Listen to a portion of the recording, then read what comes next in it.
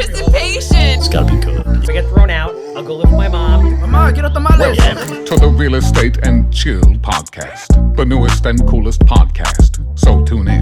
Two experts discussing the real estate market. Loan officer James Chudley and associate real estate broker Kevin Iglesias. Beware, this is not another boring podcast. This right here is the shit you need to hear. Respectfully. Welcome back to the newest episode of the Real Estate and Chill podcast. I'm your host, James Shatter from United Mortgage, here with Kevin Iglesias, associate broker. Today in the building is another $1 million episode. Make sure you guys hit the subscribe button. He came all the way from Boston. Allow him to introduce himself. My name is Sidrit Veselaj. I'm a loan officer and branch manager for Guaranteed Rate. By the way, none of my views express my company's views, so let's just put that disclaimer. You guys are a pretty big company, so yeah, exactly. So let's just separate each other for now, just for this episode. But yeah, it's a pleasure to be here. Love what you guys are doing for your communities. On your podcast, on YouTube, you're crushing it. Been a listener of your podcast, so this is great. Yeah, thank you for having me on. we appreciate it. We connected actually from a good friend, a mutual friend of ours, Jorge. Shout out to Jorge. He should be here. Yeah, he should. Where is he? Yeah. He's in the city now. So where is he? Why isn't he here? Yeah, I know. He just moved to Surrey, and now he's like... He was like, you guys need to link up with my loan officer I work with, because you're so heavily invested into NFTs, stocks, real estate, everything we can name up, and everything that we kind of encapsulate into our episode. So we were like, all right, let's make it happen. Let's get him on the show. You live so far away. You were willing to take the drive over here. 4 hours. Not bad. I mean, not terrible. We So appreciate that's a lot of gas We money. really appreciate it, though. Especially now. Especially now. Premium is not cheap either. Yeah.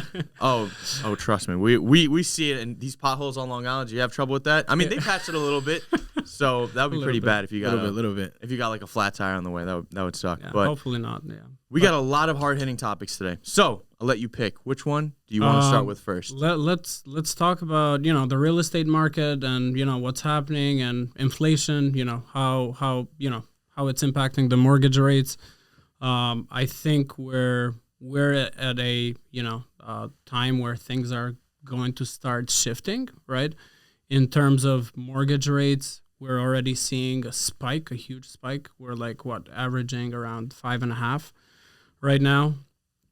And what's interesting, I mean, all the experts last year were expecting rates to be like high 3s this year, Oh, yeah. But experts don't always get it right. So what's interesting right now is we're finally starting to see a shift in inventory. So if you look at the national data, inventory went up from 870,000 homes to 950. And I think that trend is going to continue because you'll have a lot of sellers thinking right now that, hey, if we hit a recession, there may be a chance that, house values are not going to be the same. So I think you'll see a lot of sellers coming in the market and less buyers due to that affordability issue where mortgage rates are so much higher, 2% or 2.5% more. I think we'll see a different market. I think as most things are, they kind of go either extreme right or extreme left. Yeah. You'll see kind of bounce from a seller's market to a buyer's market.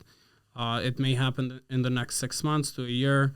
To speak about the Federal Reserve, I mean, the Federal Reserve talks about a soft landing, right, of the economy and not a recession.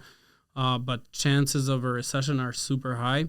8 out of the last 9 times when interest rates went up, we've gotten into a recession, except 2008 when it was kind of a different recession. It was just a real estate recession. Crash, So, 2008 crash. Horrendous. yeah, exactly.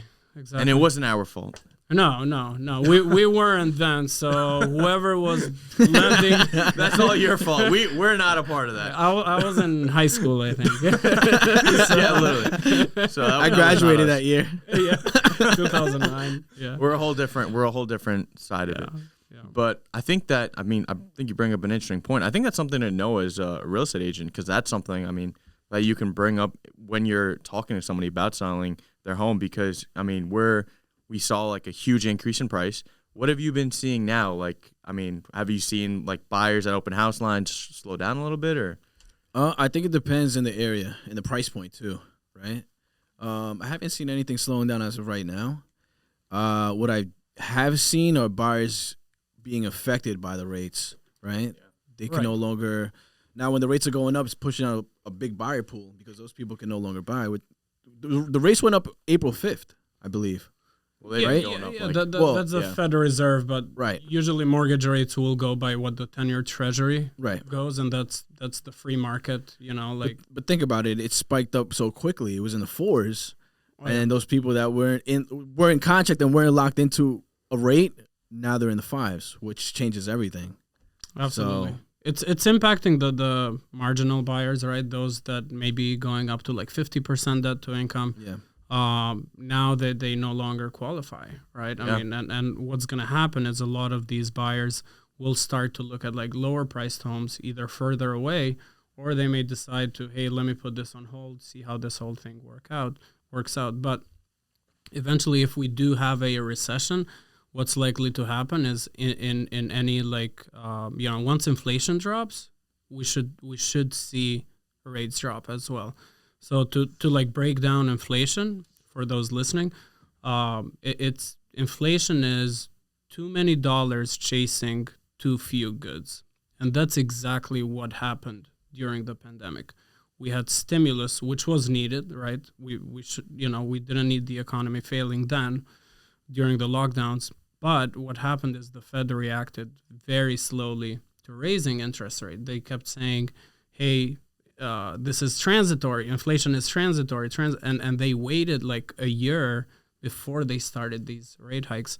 And I think that is the result of what we see now, where rates are where they're at. And they may continue going if inflation remains elevated or remains at 8, 6.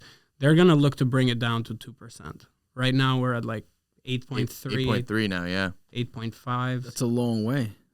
That's a gap. Seems like it. Yeah.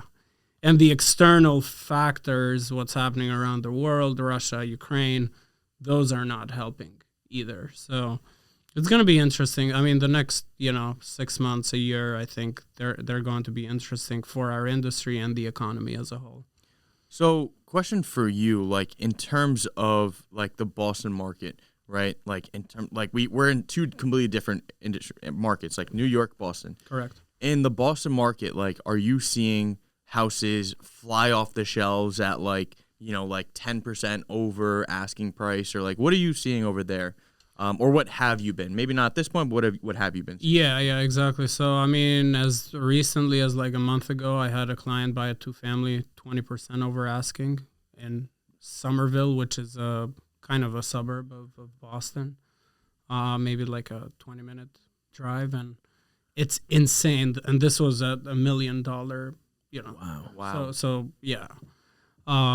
So the market is crazy. There is demand still, but from talking to other real estate agents, I think that demand is kind of like they're not maybe seeing 10 offers as they used to see. They're seeing probably 3 to 5 or maybe 1. And I think it's good for some buyers, but buyers need to realize, hey, are they within their budget, right? Because if they're not, that's not a wise decision to get into a mortgage that you can't afford. But Boston is a very resilient market in terms of real estate because, inventory is super low. I think we have like 3,000 single families in all of Massachusetts. That's really not that much. That's not a lot. That's not a lot. 3,000, and I think 2015 were probably 5-6 times more of that. So we barely just crossed the 3,000 mark recently. So it used to be like 2,800. That's single really family low. in all of Massachusetts. But so I heard this one thing. I forgot like where I read it, but it was saying that like Blackstone and like these private equity firms were looking to buy up these areas, like buy up the single family homes, and they're trying to make it so every single person, like the average person, is renting. Like they don't own, they rent. Like when you're saying that number, that scares me a little bit because I'm thinking, what if that's a real case? What if these people can't buy homes anymore and like the competition for these houses is so strong, and it just continues in that route, and then everyone just switch of a finger just turns into a rental. Yeah, no, so BlackRock, I think, is actually buying single families and investing a lot in the residential market. The reason they're doing that is because of inflation. One of the best ways to fight inflation is by owning a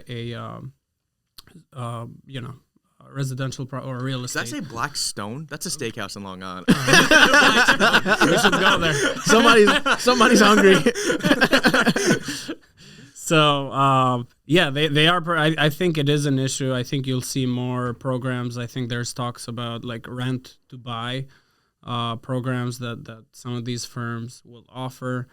I don't know. I mean, anything that will lower the inventory, I think it's an issue at this time. But we'll see. I mean, it's a free market. People decide when they want to sell, when they want to buy. So when fear takes over, like a recession, things do tend to slow down. But yeah, I don't know. I mean, my take on BlackRock, I think there should be like regulations that, companies like Zillow was trying to do the same thing. Remember, but they failed miserably. Yeah, iBuyer failed. Yeah, the iBuyer terribly. Exactly. Yeah. But some companies are still doing or buying Zillow's portfolio of those properties. So yeah, BlackRock is not. I'm kind of glad they failed. I mean, Zillow is there to provide leads in my view, and like a search engine to see homes.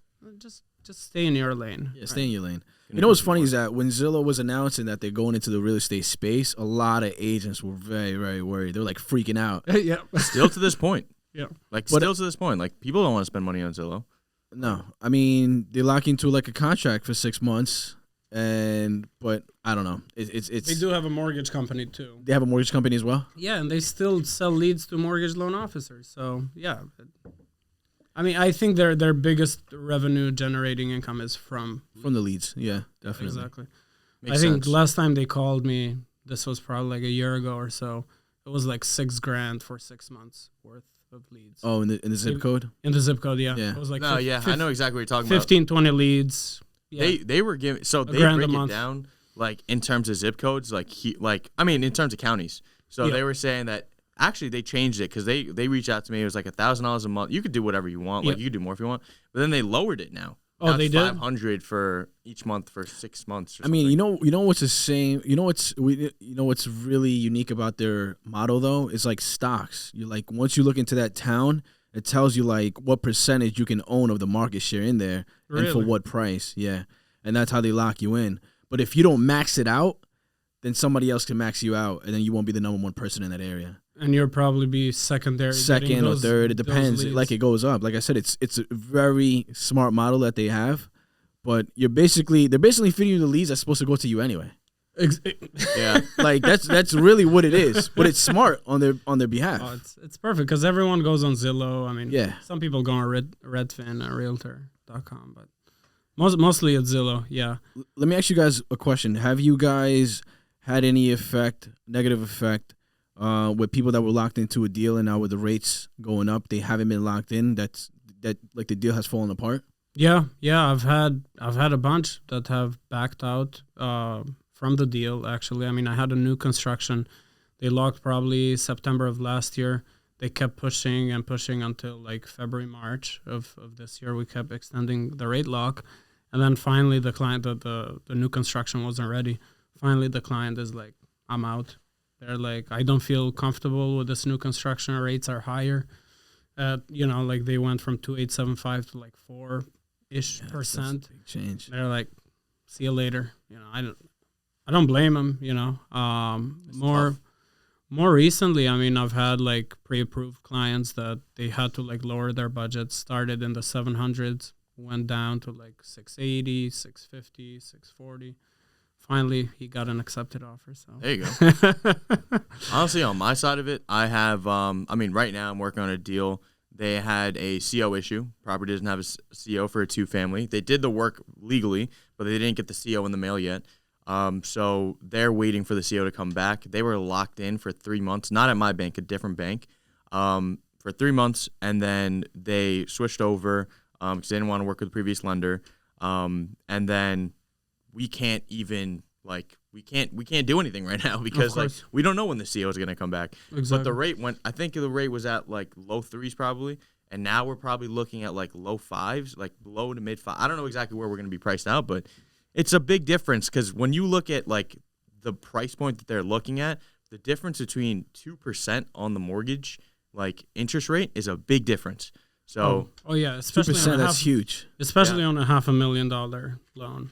Yeah. And I'm sure you guys deal with bigger loan amounts around here too, but it depends. It's very big range. Very big range. Yeah. Like you could be at like 200, you could be at like $1 million, you could be at like, you know, depending on like what numbers you go up to. But like, I mean, you know, I've done loans for like a little bit over $100,000 before. You know, it all depends. The lowest one for me was $57,000, and it was a condo.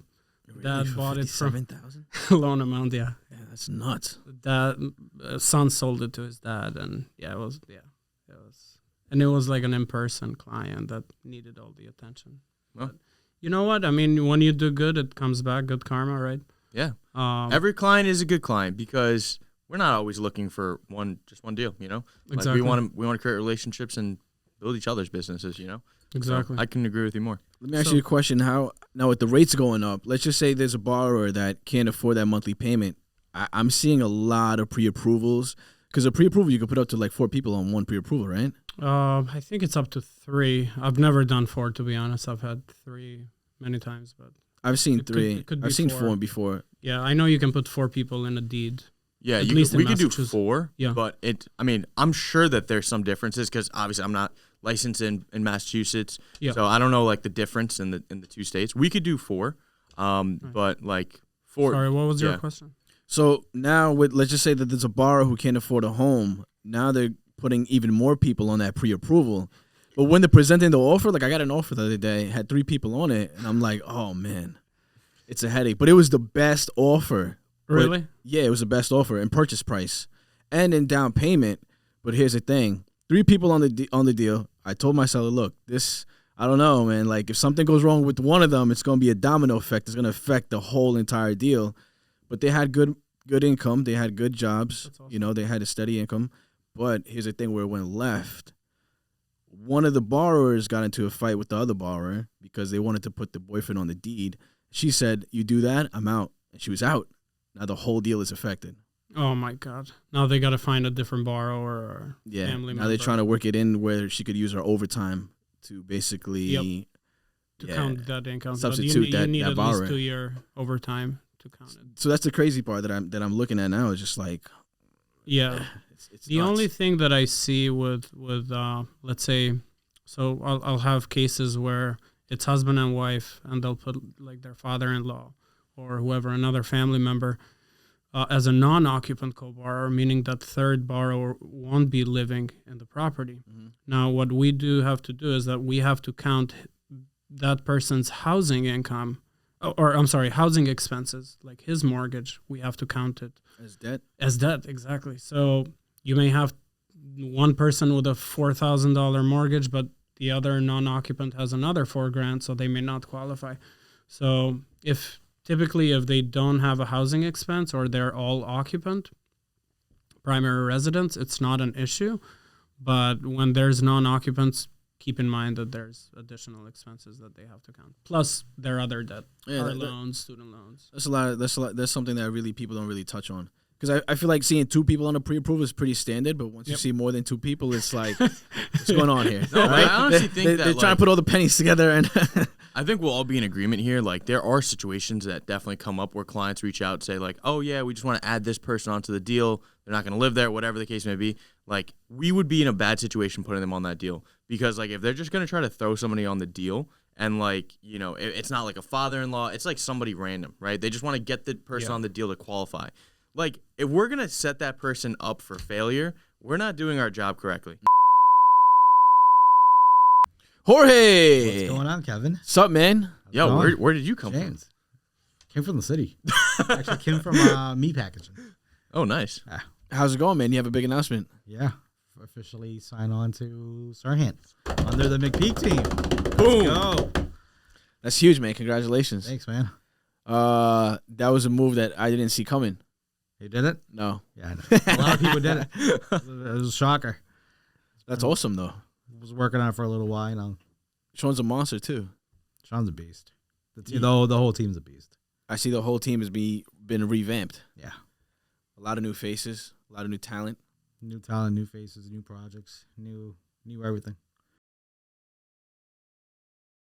So another thing going on right now is that we've been seeing the NFT market move a lot. You know, it's been a very crazy past couple of, I would say, weeks. I mean, I'm not looking at it every day. You know, I'm not as educated on it as you definitely are. You know, what have we been seeing the NFT market? What's been going on, like, really? Yeah, I mean, just like the stock market. I mean, the crypto and NFT market has been kind of like crashing, right? You had like Terra Luna, this coin, like drop like 98% of its value. I think it was like over $10 billion in market cap. Change over 2 days, which is insane. Wow. And you said 90 what percent? Like 95%. 95% 2 days. Yeah, in 48 hours. Yeah. That's wild. That's so crazy. A lot of people lost a lot of money, but I think the lesson to learn with crypto is that this volatility is going to continue until it gets adopted even more. And some of these bad actors are weeded out, right? You have like coins that are started as a meme coin, right? And they blow up and then they lose all their market cap. So it's, you know, just like Gary Vee says, you know, 98% of everything will likely fail, kind of like the dot-com bubble of the 2000s. That's very likely to happen with crypto again. But those that will remain will be the industry leaders. I think it's important to know the fundamentals of crypto, like how you know, like the security part of it, the blockchain. Most people don't realize the security behind it. So if you look at the Bitcoin or Ethereum blockchain, they're like one of the most secure things, you know, in terms of holding your money, right? Like you could have your money in a hard wallet, in a safe somewhere. The bank doesn't own it. It's only you that can have access to it. And that was like one of the big benefits that sold so many people to crypto. But this can be applied to every industry, literally. It will eventually be applied to real estate. I mean, people are trying things to sell homes like NFTs.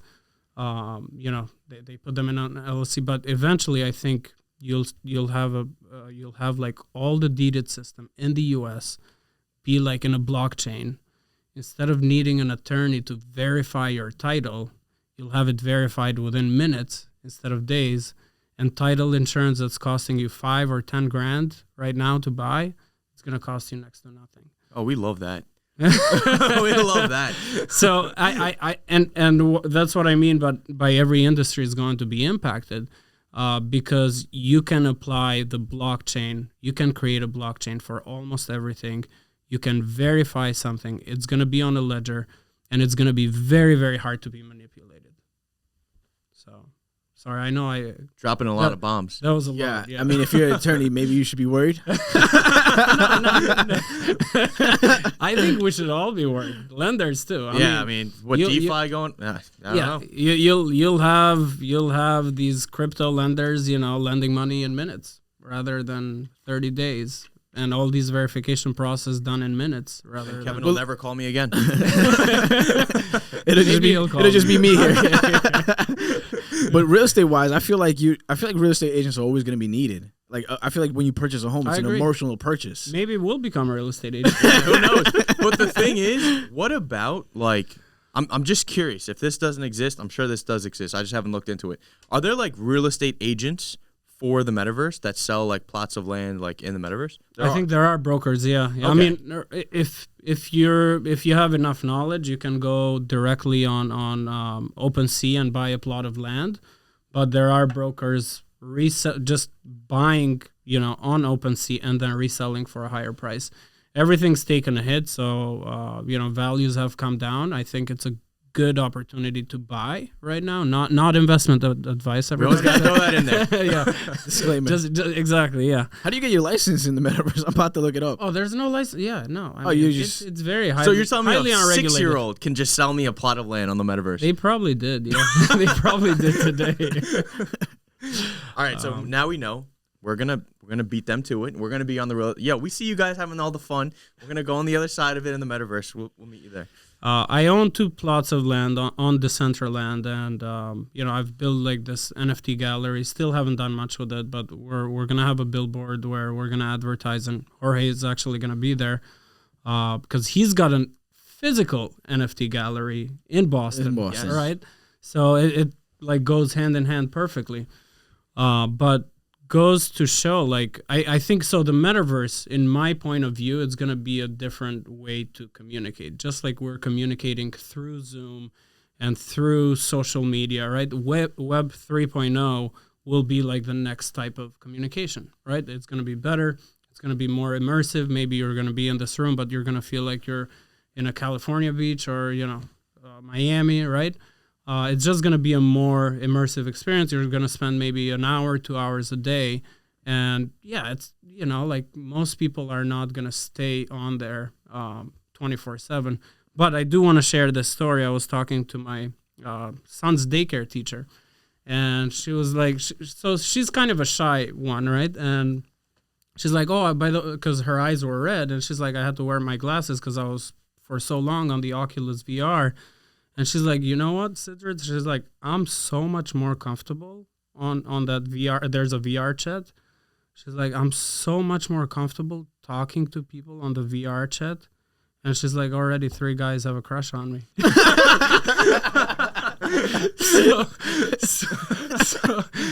But, it's helping some people. And I think there's benefits to everything, right? Is that technically a catfish, though? I don't know if it is, because maybe they'll never meet in person. Yeah, exactly. You know what I mean? But right. And it's like avatars. It's not the... Right, that's what I'm saying. Is it a catfish? That's a good question. I don't know. Because in the metaverse, you can make yourself look Wait, like... have you guys tried VR? I've tried VR, yeah. I have the Oculus Rift. I used it. I got it during quarantine.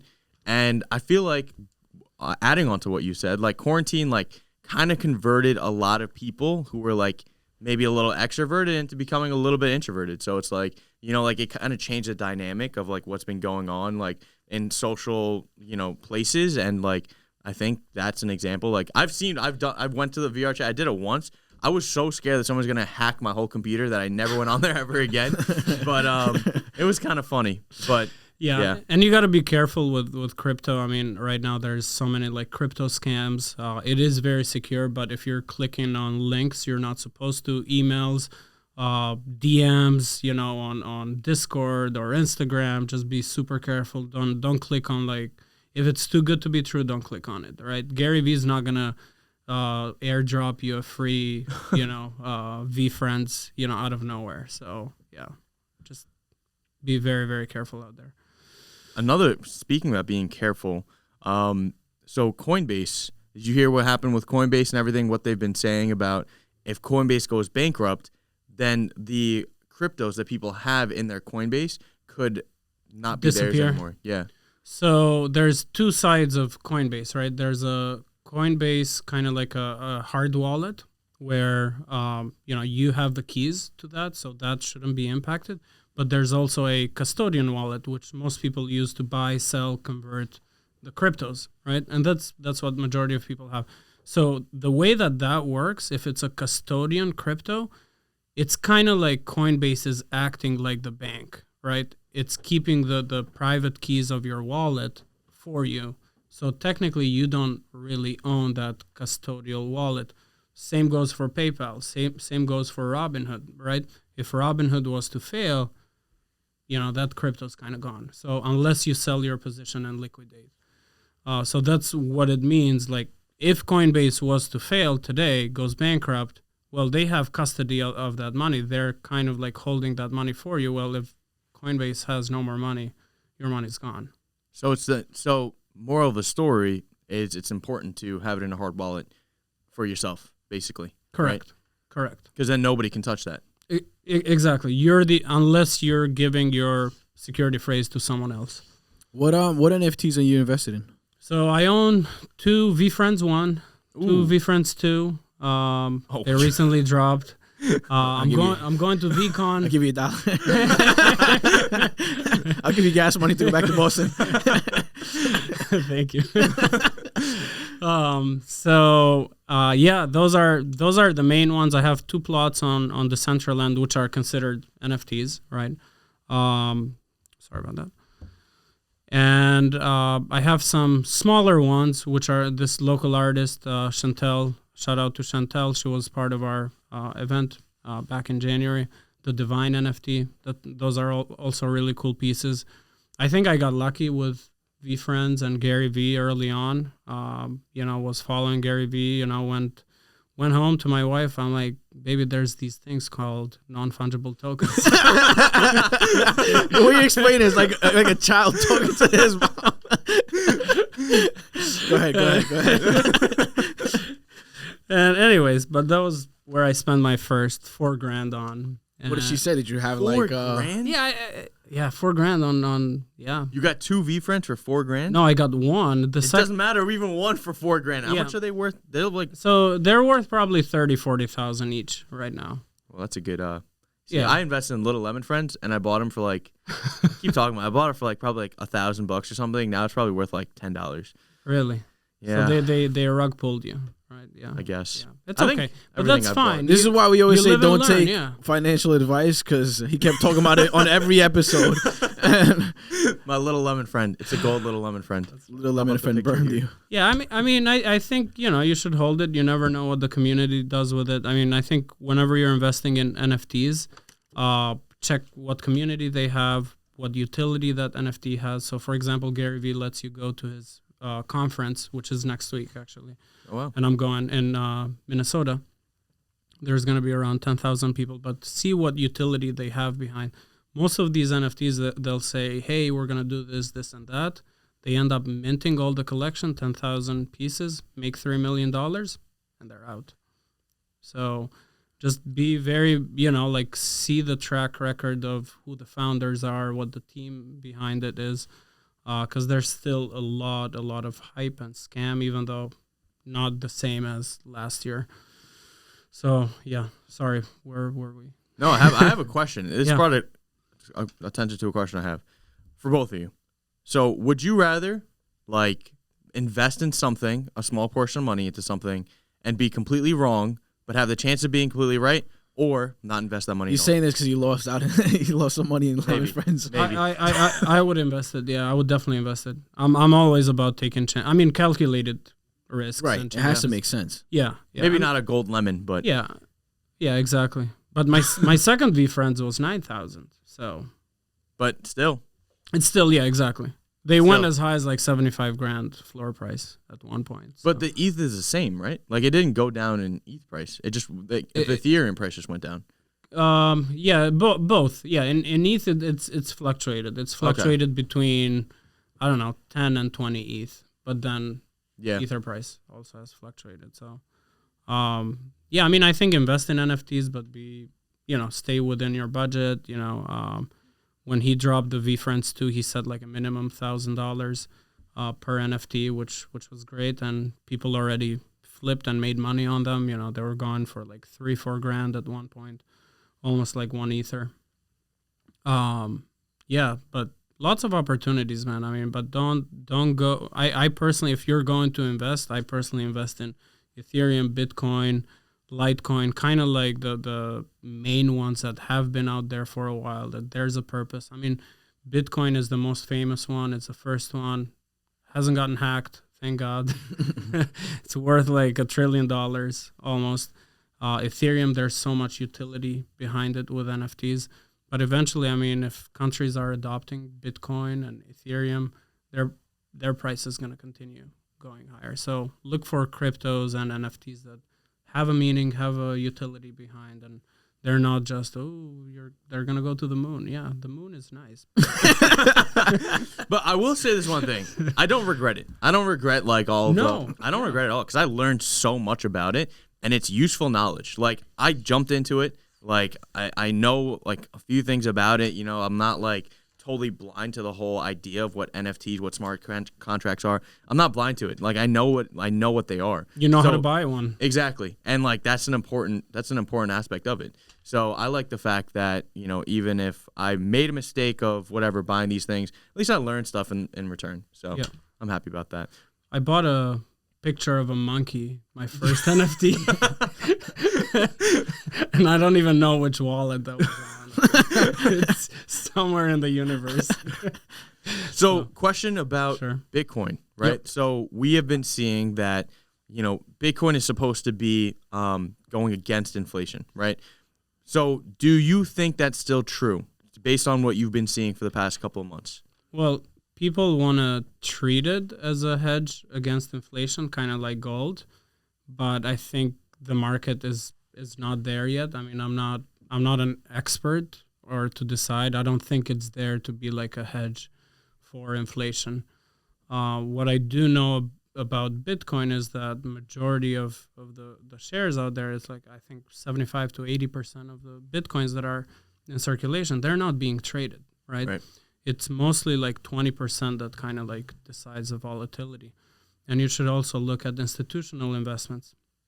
There's so much institutional investment, including like people like Tom Brady investing in cryptos. And majority of these firms that are investing in crypto, they're going to Bitcoin first, right? Because that's kind of like the safe haven. So, I mean, don't look at the big volatilities. If you can buy now, I think it's great. Kind of like average your price down from whatever it was, 69,000. But yeah, look at it long term. Look at the technology behind it. But yeah, I don't personally look for hedges against inflation. I think real estate is best way to do it, right? We can all agree on that. It's going to grow 5 to 10% a year. Some years 3, some years 2. But another cool stat about real estate is, except the last recession, which was a real estate recession, most other recessions, real estate prices went down 2 to 3%. On the last one, I think they went like down like 20 on average. But most other recessions, even if we have a recession now, we're not going to see like a huge drop in prices. So, especially if inventory remains super low. Anyways, back to crypto. Yeah. But I think that for like everything crypto wise, like everyone investing into it, I still think that I think if you don't want to throw money into it, like my personal opinion is at least research into it. Like just look at, like, money's moving every day, and just look into where the money's going, because there's always money to be made where there's millions and billions of dollars moving into something. I think it's a good idea to look into it. 100%. Kevin, have you looked into it?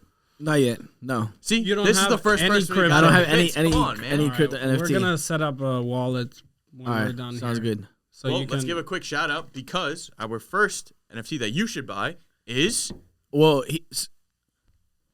hands-on NFT. Hands-on Hands-on NFT. NFT. I was the first purchaser, I think, right? I still have mine in my MetaMask wallet. I don't know my login though, but that's not good.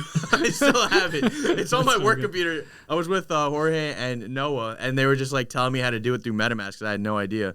But great project. You definitely want to remember your passwords and your key phrases. And I have my key don't- phrase. Okay, cool. I took a picture of it. Cool. Picture? No, write it down. Put it somewhere safe. Not No on pictures? not on your phone. No. 'Cause Okay. Someone can hack your phone and get But I have an picture. iPhone. All right, you're right. You're right. Don't, You're right. don't matter. Someone I'll could write ha- it down in the back someone of could- my. Could hack an iPhone. What is it? Pegasus? I have no idea. There's a big like hacking firm, Pegasus. But anyways, yeah, that's beyond us. Yeah. All right. So, is there anything else we want to touch base on? Anything else you could leave off with? I don't know. You guys are awesome. Love what you're doing. Love all the guests you've brought on here. It's inspiring. I have my own podcast, and I know how much work it is, keeping up with everything. So Plug in your podcast. Yeah, plug it in. yeah, it's Sidrit's podcast, actually. My first name podcast. We talk about crypto, NFT, real estate. Most recently, we had Eric Simon from The Broke Agent. So yeah, that was a great episode. But yeah, I'm all about like education, all about providing value to my community, and I think that's where social media has made a life-changing difference for me. It's helped me grow my business, become more confident, become more accountable to myself, right? And seeing other people like you guys, it really makes you become a better person. We appreciate that, yeah. man. Yeah, It's we an honor to have appreciate you that. here. Of course, likewise. I actually bro. have one more question. Let's before do we- it. Because we are about. I know. I'm sorry, but I was gonna ask if you could trade me I'll buy a little lemon friend for a V-friend. Oh, I would love to do that. Actually, you know what? Let's That's get you the wallet first. So, right now, difficult time for loan officers in the industry. You know, a lot of people are leaving the industry. A lot of, people are moving from place to place. What advice would you give a loan officer? Like, I would love to hear your perspective of it. A brand new loan officer or Loan officer or just like a new loan officer in the game. Like, what advice would you give them as we're entering into a more difficult market? reach out to all your contacts on Facebook, Instagram. Hey guys, I want to remind you, this is what I'm doing. I'm still here. Would love to, work with you or your family or anyone you know of. Just make yourself available out there, and obviously social media. I think Instagram works great, especially if your family, friends are following you. Those typically be the biggest supporters at first and throughout, your career.